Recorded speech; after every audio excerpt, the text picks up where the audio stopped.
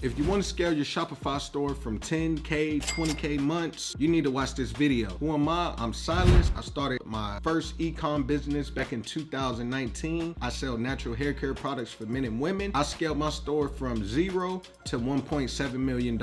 And in this video, I'm showing you the best Shopify apps to use in 2025. Showing you the exact ones I use to increase conversions, automate tasks, and grow my revenue without any more additional stress. I tried every app under the sun and they were all trash. Now I keep it lean and effective, and I'll show you exactly how it works for real store owners like us. Number one, upsell and cross-sell, reconvert or one-click upsell. These apps increase your AOV, which is your average order value, by recommending extra products for anyone who adds something to their cart. For example, I use reconvert. When someone adds a butter moisturizer to their cart, I'll upsell them a brush or a silk do-rag. Why? Because they're all essentials that you need in order to get 360 waves. That one change boosted my AOV by 18%. Use it for post-purchase offers, thank you page upsells, and product page suggestions. Number two, my all-time favorite, email and SMS marketing. So you're gonna use like Klaviyo or SMS Bump. You can't rely solely on TikTok and Instagram alone. You must own your list. For example, I use Klaviyo to send welcome emails, restock alerts, and abandoned cart sequences that recover hundreds of dollars every single month. You can use it for building flow, segmenting VIP customers, triggering discount codes for return buyers. You wanna keep your return buyer. It's cheaper and better to retain a current buyer than obtain a new buyer. All right, number three, customer reviews. Me personally, I use the app Loox. That's Loox. Or you can use Judge.me. Both got great reviews. Me personally, I never use Judge Me. You go on the 26 King Wavy merch website, you can see folks can add their pictures as well as video product reviews under the products that they purchase. Now, I'm gonna tell you this. Social proof sale. When buying anything nowadays, think about yourself as a consumer. You go straight to the reviews. I don't know about you. I'm going to those reviews first. And if they got pictures and videos, that's urging me to really want to purchase because I see it for my own eyes. I know that this person isn't a bot.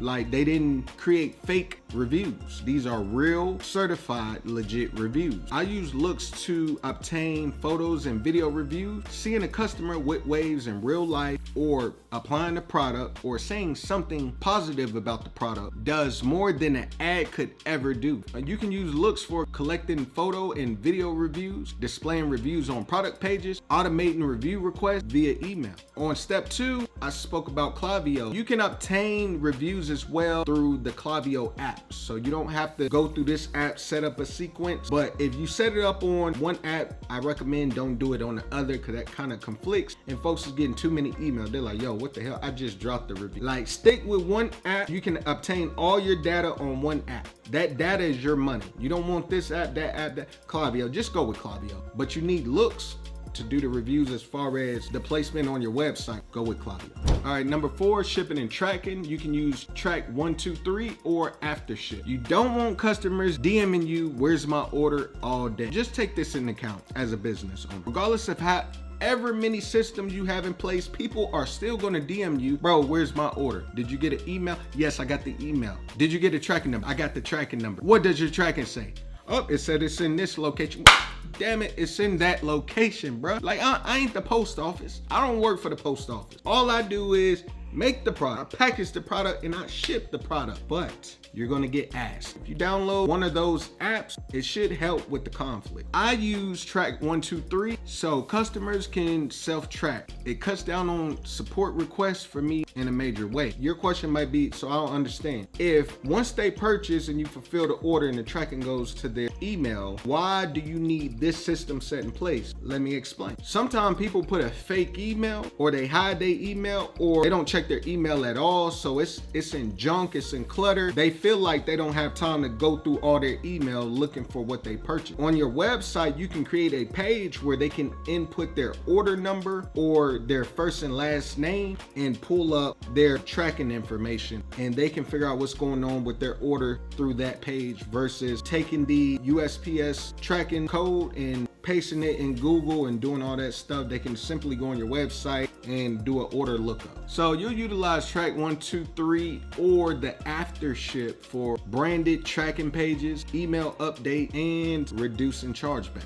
All right, so moving along, number 5, cart conversion boost. You're gonna use like a sticky add to cart or free shipping bar. Now, believe it or not, these tiny tools make a big difference. For instance, my free shipping over $100 bar increases my cart size. So although my product's expensive, some people might feel shipping is expensive, like 10. Nowadays, shipping is anywhere from, I don't know, $7 to $15. You know, everything is going up. If they know they need all these certain products to achieve what they're trying to achieve, they just rather go ahead, bundle it up, and they get a discount. They're gonna go for it every time. Trust and believe, just do it, they're gonna go for it.